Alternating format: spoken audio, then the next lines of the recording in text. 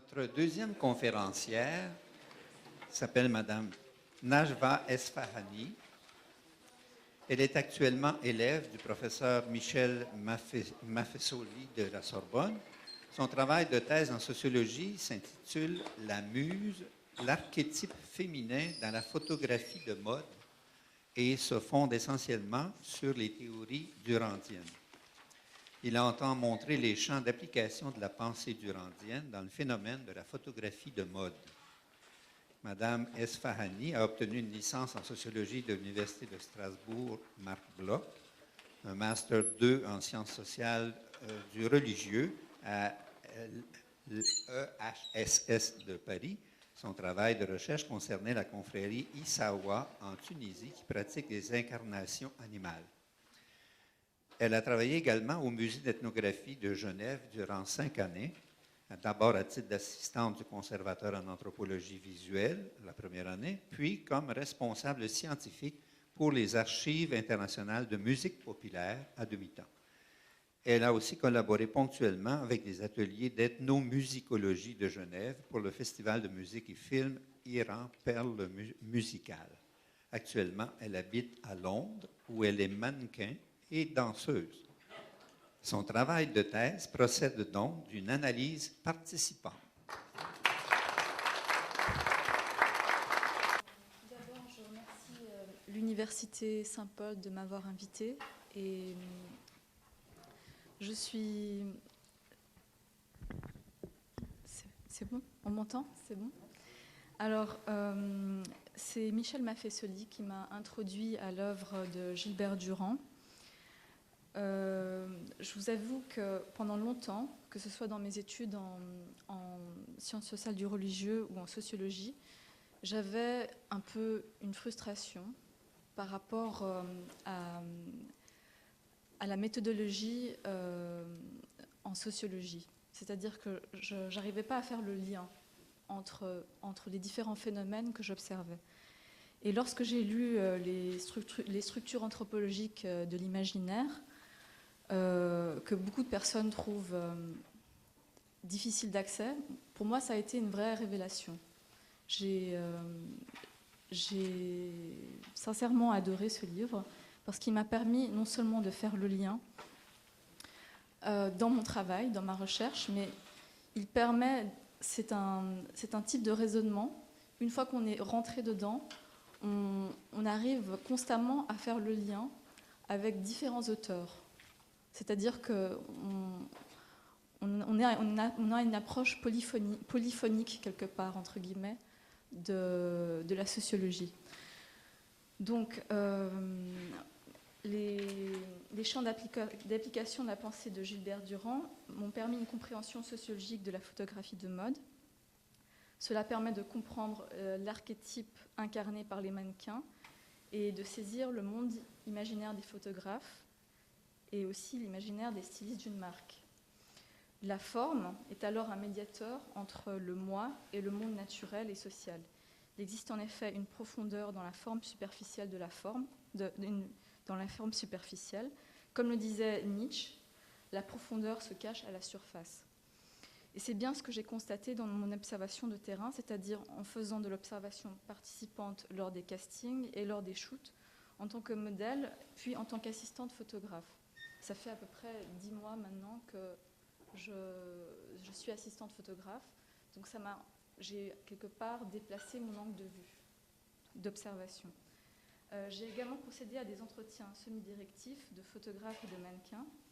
C'est d'abord l'ethnologue Roger Bastide qui m'a permis d'établir un lien de correspondance entre les phénomènes de transe dans les rituels religieux et le jeu théâtral devant l'œil de la caméra. Ces deux phénomènes ont bien sûr des finalités complètement différentes, mais c'est leur ressemblance frappante dans leur forme qui m'a interpellée. Puis, par la suite, la notion d'archétype et de stéréotype ont été principalement explicitées par la pensée de Gilbert Durand, qui nous rappelle d'ailleurs que les symboles rituels ne sont pas cloisonnés dans le domaine religieux, mais ils s'expriment aussi chez le danseur et l'acteur qui interprètent une scène en donnant une attitude significative à son corps. Pour comprendre l'archétype dans la photographie de mode, Il faut d'abord considérer ce que Gilbert Durand dit au sujet de l'histoire. Pardon. L'histoire est cyclique et non linéaire. Il y a donc répétition. C'est pourquoi nous assistons aujourd'hui à un réenchantement du monde, pour reprendre l'expression de Michel Maffesoli. Il y a en effet un retour des images, du ludique et de l'onirique, et donc un retour à des valeurs archaïques. La mythologie et le symbolique, la tradition, qui veut dire étymologiquement transport de ce qui a été donné, a bien été détrônée par le modernisme, comme nous le rappelle Gilbert Durand, mais ils n'ont pas disparu. En effet, la forme symbolique arrive à subsister, comme si les esprits dieux ou les archétypes recherchent absolument un réceptacle, une mise en scène qui permettrait leur représentation. Ces formes élémentaires, à la base de la personnalité humaine, apparaissent alors dans le rêve, le rituel, mais aussi le jeu et le théâtre primitif, c'est-à-dire premier, originel. Alors, selon la pensée holiste de Gilbert Durand et de son élève Michel Maffesoli, il y a un lien entre le macrocosme et l'homme, le microcosme. Les archétypes qu'on retrouve dans la mythologie sont préfigurés en nous, au niveau individuel et collectif, et à notre époque, c'est-à-dire la postmodernité, ils s'incarnent sous des formes diverses à la surface de la socialité. Donc le symbole, dissipé le temps d'une époque, a repris corps, a repris forme dans des phénomènes actuels, partout où la théâtralité apparaît dans le quotidien. On rejoue alors dans la postmodernité un théâtre primitif, entre guillemets, que ce soit dans la danse contemporaine, les rassemblements festifs, et aussi devant la caméra lors d'un shoot de mode. Ce phénomène est particulièrement intéressant dans la photographie de mode parce que l'archer se manifeste à des strates différentes. En effet, l'avatar du modèle s'incarne lors d'un casting devant la caméra, lors d'un shoot, mais aussi dans l'imaginaire du photographe et du styliste. L'archétype apparaît alors non seulement dans le jeu théâtral du mannequin, mais aussi dans l'image elle-même, dans le résultat final, en quelque sorte. Il s'enracine également dans un espace donné, mais aussi dans le rêve du photographe, c'est-à-dire dans son rêve personnel, avant même qu'il y ait shoot ou casting. C'est alors qu'on retrouve un type particulier de féminité tout au long d'une saison. Le type formant une icône se reproduit alors de façon multiple dans le temps, et lorsqu'on détermine le style d'une marque ou de la collection d'une marque, on aboutit à deux types de structures de l'imaginaire, le régime diurne et le régime nocturne, décrit par Gilbert Durand. Et donc, par rapport à un contexte de la photographie de mode, on a trois types de féminité. Enfin, j'arrive à trois types de féminité que Gilbert Durand a décrit. C'est l'androgyne, la féminité diurne et la féminité nocturne. Donc, ayant préalablement observé des cérémonies religieuses durant mon parcours universitaire en sciences sociales du religieux, j'ai d'abord été frappée par la ressemblance du jeu théâtral du mannequin devant la caméra avec la représentation des disciples durant un rituel de transe. Dès l'observation des premiers shoots, j'ai constaté cette similarité en pensant d'abord qu'il s'agissait d'un phénomène isolé ou d'une coïncidence. Mais lorsque j'ai assisté au casting, j'ai constaté une répétition de cette transformation des modèles devant la caméra. Même lorsqu'il n'y a ni mise en scène, ni habillement ou maquillage, mais qu'il s'agit uniquement de polaroïdes pris de face et de profil, la photo prise lors du casting permet alors d'avoir une idée morphologique du modèle sans maquillage, sans habillage, ni retouche photographique, mais il s'agit surtout de voir si le mannequin est capable de se mettre en scène sans le moindre support, tel que l'habillement, pour incarner son personnage. Plusieurs mannequins encore adolescents, qui semblent dénués de charisme lorsqu'elles attendent leur tour lors d'un casting, se transforment littéralement face à la caméra. Pourtant, lorsqu'elles sont contre un mur blanc et le visage face et de profil, on s'attendrait à des portraits robots, un peu comme ceux pris pour les détenus de prison, d'autant plus qu'il règne souvent une anxiété ambiante, et les mannequins passent machinalement les uns après les autres devant un jury souvent froid et détaché, mais c'est dans cette ambiance chirurgicale qu'apparaît quelque chose de vivant, de transcendantal.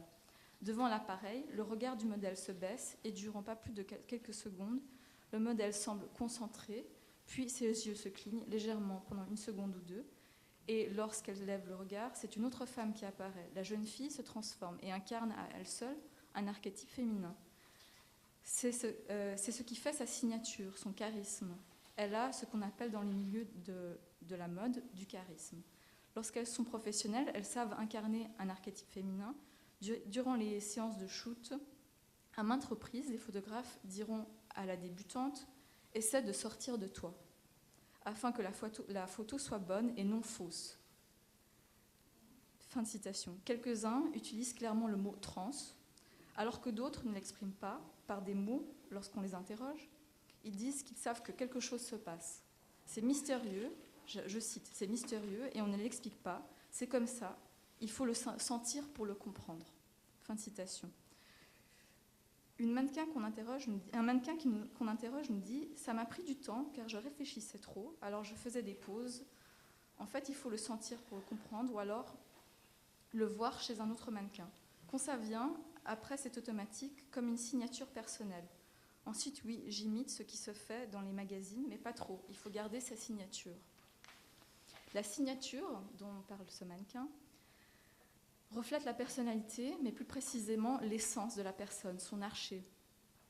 Et chaque mannequin a son propre archétype. L'une d'elles sera la Mustali, par exemple, la florissante. J'ai fait des correspondances avec la mythologie grecque, mais on aurait pu faire des correspondances avec une mythologie d'une autre culture, sauf que la mythologie grecque me semble cohérente parce que j'analyse la mode en Occident, en Europe.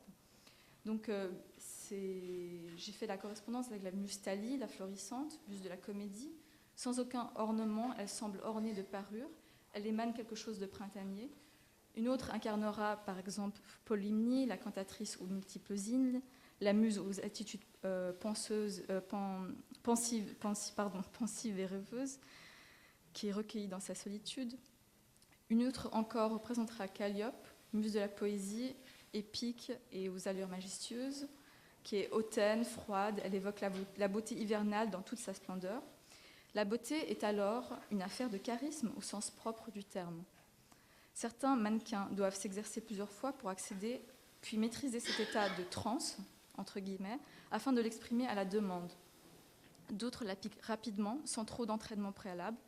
Lors d'un casting, le choix d'un mannequin se basera non seulement sur son apparence physique, mais aussi sur son modèle archétypal. Deux filles, par exemple, qui ont le même type morphologique, la même couleur de cheveux, etc., peuvent exprimer des charismes très différents. Et ceci lors de casting, c'est-à-dire sans maquillage ni accoutrement spécifique. Par exemple, l'une d'elles dégagera une jovialité, une féminité printanière, alors que l'autre présente une allure hautaine et rebelle. Elles ne correspondront pas du tout aux mêmes marques de mode. C'est pourquoi les modèles ne sont pas seulement répertoriés dans les agences de mannequins par type physique, mais aussi par archétype. Par la suite, l'histoire racontée dans la photo, la mise en scène, le maquillage et l'habillage vont forcer le trait. Pour citer Roger Bastide, le masque n'est qu'un moyen de se démasquer. L'habillage du mannequin, son maquillage et sa coiffure sont des moyens pour faciliter le démasquement. D'après les entretiens avec les mannequins, l'observation des modèles devant la caméra et notre propre expérience subjective, on constate que le jeu du mannequin devant la caméra est à la fois inné et acquis. Il existe une similarité dans le jeu du comédien et celui du mannequin. Les deux puisent dans le répertoire culturel. Il y a aussi un apprentissage qui passe par une connaissance de soi. La théâtralité s'ajuste alors à un contexte socio-culturel d'une époque. C'est pourquoi les mannequins avouent s'inspirer des postures de magazines de mode, mais le jeu révèle aussi le je de la personne. En effet, si on présente des émotions indifféremment ou simplement, en reproduisant ce qui a déjà été fait, la représentation serait désincarnée, voire vide. L'œil de la caméra prend au vol des instants photographiques, souligne davantage ce vide. C'est pourquoi la photogénie du modèle intervient pour raconter quelque chose de vivant. En effet, la photo fige la personne dans un instant et les vêtements dépassés d'une autre saison ou époque soulignent encore plus cet aspect. La particularité de la création photographique, c'est qu'elle lutte contre la mort en la racontant. Et c'est la représentation archétypale du modèle qui va contribuer à lutter contre la mort. Dans le milieu de la mode, pour un styliste par exemple, il y a une distinction importante entre l'archétype et l'émotion. Il y a une différence entre le type de femme qu'on incarne et le sourire qui va s'exprimer sur son visage. On peut aussi exprimer une émotion devant un appareil. Cela ne voudra pas dire qu'il y a photogénie. De la même façon, un comédien doit pouvoir incarner un archétype pour qu'on puisse croire à son personnage. L'archétype et l'émotion ne sont pas identiques, car l'archer, poussé par l'élan vital, pour reprendre l'expression bergsonienne, s'enracine dans l'inconscient et englobe l'émotion, mais l'émotion n'englobe pas l'archétype. De même, comme nous le rappelle Gilbert Durand, le rêve est placé avant la réalité. En quelque sorte, c'est comme si le macrocosme est en nous. Pour expliciter cette différence entre émotion et archétype, on peut prendre l'exemple de 2 théâtres traditionnels différents, encore joués de nos jours. J'ai pris l'exemple dans ma thèse de sociologie du théâtre persan Le Tazier et le Kathakali, théâtre du sud de l'Inde. Ah, ok.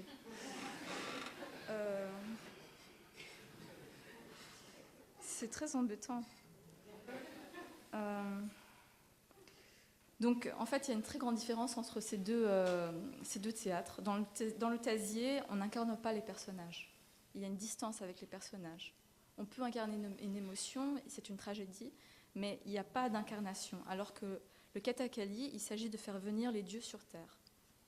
Donc, il va réellement y avoir incarnation. Et pour les spectateurs, ce sont réellement les dieux sur Terre qui sont représentés. Donc, il y a une distinction. Et même s'il y a transe, ça ne veut pas dire qu'il n'y a pas maîtrise du jeu et maîtrise des pas de danse. Donc, j'ai comparé ça au jeu du mannequin devant la caméra, qui est... D'accord.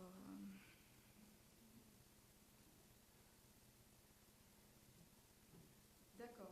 En fait, j'ai presque fini. Ça ira.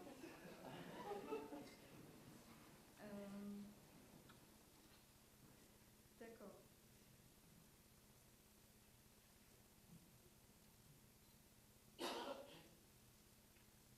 Donc, dans l'univers de la mode, la psyché du styliste va sécréter tout un univers à travers une structure imaginaire définie. On va alors, lors d'un casting, reconnaître un mannequin faisant partie d'un certain type. Le photographe va aussi reconnaître une féminité lorsqu'elle correspond à son rêve. Alors le styliste, le photographe et même le mannequin peuvent être inspirés consciemment ou inconsciemment par une icône. Cette icône prend des noms différents selon les cultures et les époques, mais elle dégage le même type. L'archétype devient alors stéréotype dans l'image de la mode. On reconnaît aussi un modèle type chez le mannequin devant la caméra, comme ceux que l'on retrouve à travers le temps, et c'est dans ce sens que la photographie de mode est proche du théâtre primitif. Par ce jeu, l'apparence, le superficiel rend visible l'essentiel et le profond. Il peut y avoir une incompréhension de ce phénomène lorsqu'on croit l'homme à l'origine du monde. C'est pourquoi il faut comprendre l'enseignement de Gilbert Durand, qui montre que le mythe n'est pas le produit de l'histoire, mais c'est l'histoire qui est le produit du mythe.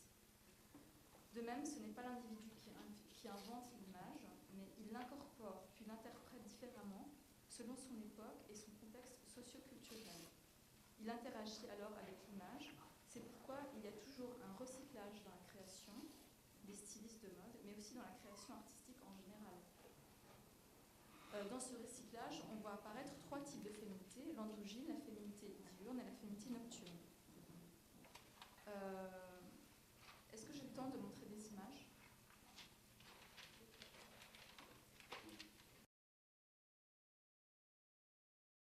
Bonjour, alors moi je suis ici, pas spécialiste de Durand du tout, mais pour essayer de faire comme vous, établir une relation entre différents éléments, et j'enseigne et je fais de la recherche dans le domaine du marketing et de la communication, des relations publiques.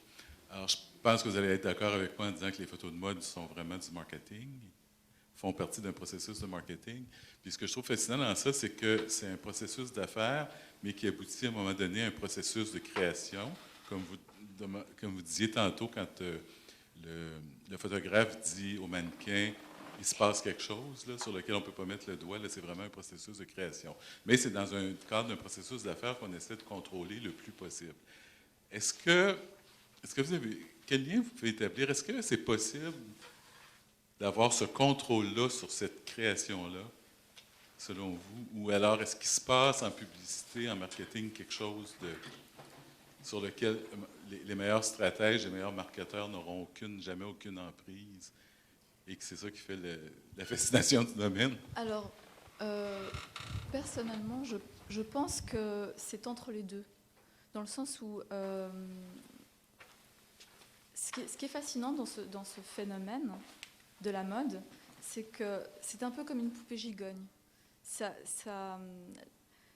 Tous ces phénomènes, le phénomène archétypal agit à des strates différentes. C'est-à-dire, autant dans le jeu du mannequin, comme je l'ai expliqué, c'est-à-dire que le mannequin va contrôler, mais en même temps ne contrôle pas tout à fait. Elle va devoir être flexible et réceptive, et en même temps, elle va devoir incarner un charisme, donc il y a une tension, comme une ambiguïté. Et c'est pareil dans l'imaginaire du photographe ou dans l'imaginaire d'une marque ou des stylistes. C'est-à-dire que tout à coup, ils vont être inspirés. Et que la muse, dans la mythologie grecque, c'est l'inspiratrice, justement. Et cette inspiration, Bergson en parle beaucoup. Elle a quelque chose où on a du mal à mettre le doigt dessus. C'est-à-dire qu'il y a un mystère. Et en fait, bien sûr, après, il y a consciemment, on copie consciemment Marilyn Monroe, etc. Actuellement. Il y a une reproduction, mais si ça marche, si ça fonctionne, c'est parce qu'il y a une réceptivité aussi au niveau de la société. Donc il y a aussi au niveau de la société, du sociétal, une réceptivité. C'est-à-dire qu'il y a un écho. Je ne sais pas si je suis très claire. Oui, monsieur, est-ce que la tête pensante, le directeur de marketing, oui, est conscient de tout ça? Il y a quelque chose de spontané qui nous dépasse tous? Alors, je sais qu'à Londres et à Paris, il y a des très grandes sociétés qui analysent en fait les gens, la manière dont ils s'habillent, leur comportement pour anticiper la mode. Mais ils observent en fait ce qui se fait dans la rue. Voilà. Donc, lorsqu'ils vont constater qu'il y a une répétition d'une certaine couleur, cette couleur viendra à la mode. C'est un peu une analyse sociologique très structuraliste quelque part. Mais ces gens-là travaillent aussi avec des stylistes. Et ces stylistes vont créer. Et là, il y a toute une part de l'imaginaire qu'on ne peut pas cloisonner quelque part. Donc c'est entre les deux, je dirais. Voilà. Donc pour cette image, c'est pour illustrer l'imaginaire diurne dans la photographie de mode. Là, on a une adolescente qui descend les escaliers. Il y a comme on peut voir, il y a plusieurs paires de chaussures en vrac derrière elle qui sont dorées. Je ne sais pas si on voit le doré. Et en fait, elle descend les rampes d'une échelle. On a l'impression qu'il s'agit d'une petite chambre sous les combles. Donc, il y a dans cette image, dans cette photo, on a justement l'archétype du sommet, du luminaire, de la princesse. C'est un peu Cendrillon. Ça rappelle Cendrillon avec les chaussures dorées, etc. Et en fait, plusieurs marques fonctionnent sur l'imaginaire diurne. On peut prendre par exemple Victoria's Secret. Alors, cette marque américaine, ça rappelle le carnaval brésilien. Il y a des ailes, beaucoup de blanc. Cette marque insiste beaucoup sur le blanc, le doré, le rose. Il y a très peu de noir. Les femmes sont toujours joyeuses, de bonne humeur, bronzées, grandes. Elles semblent toutes couler dans un même moule, comme des poupées Barbie. Et en fait, elles répondent à l'archétype, au régime diurne, mais de façon différente que dans la première photo. C'est-à-dire, ici, c'est le côté angélique qui est mis en valeur, Mais c'est un angélisme ambigu. C'est-à-dire, rien que dans le nom Victoria's Secret, Victoria, ça rappelle la victoire, comment dire, je me suis perdue.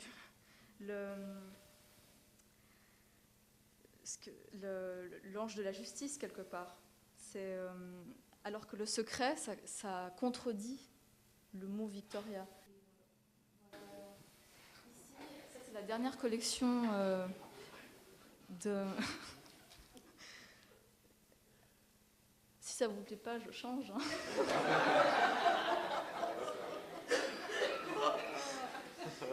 Alors, dans cette dernière collection, la collection Victoria's Secret mélange le mythe de Cendrillon et l'ange. Et on est toujours dans l'imaginaire diurne. Et les femmes c'est tout le temps le même type de femmes, toujours saines, joyeuses, bronzées. Et même quand il y a du noir, le noir, c'est la femme héroïque et pas la femme érotique. C'est vraiment c'est la femme justicière. D'ailleurs, là, il y a une superwoman. C'est toujours dans l'idée de femme saine, bonne pour la société. Et ça répond beaucoup à un type de femme, c'est-à-dire assez conformiste, mais qui cherche quand même à plaire. C'est toute l'ambiguïté du mot Victoria's Secret, quelque part. Voilà. Là, c'est une marque très différente, c'est Agent Provocateur. Alors, j'ai appris récemment qu'Agent Provocateur n'existe pas au Canada, à part à Vancouver. Ça correspond à l'imaginaire nocturne, justement. Et les femmes sont très petites de taille, plus rondes ou très minces. Il n'y a pas vraiment de règles. Donc les plus célèbres sont Dita Fontees, Kate Moss, et en fait, toute la lingerie est soit noire ou beige, et on joue beaucoup avec les stéréotypes de femmes policières, femmes vampires, etc. Donc elles sont très connues, cette marque est très connue à cause des vidéos qui ont souvent été censurées. Et la dernière vidéo s'appelle « Les fleurs du mal » en français, de Charles qui rappelle le livre de Charles Baudelaire. Et en fait, très consciemment, dans la vidéo, on réintègre le mal dans le bien. Il n'y a pas de dualité. Donc, pour finir, aujourd'hui, ce qui est gothique, punk, ce qui était anomique, marginalisé, mis au banc de la société il y a 20 ou 30 ans, c'est-à-dire dans les années 80, aujourd'hui, c'est la norme. Mais ce ne sont que des humeurs et non des états d'être. Mais bien sûr, ça c'est pour l'Europe. Je ne sais absolument pas comment ça se passe au Canada. Je pense qu'il n'y a pas vraiment d'imaginaire nocturne au Canada, mais en Grande-Bretagne, où je vis, c'est très présent. Voilà. J'ai pas eu le temps de vous montrer les androgynes et tout le reste, mais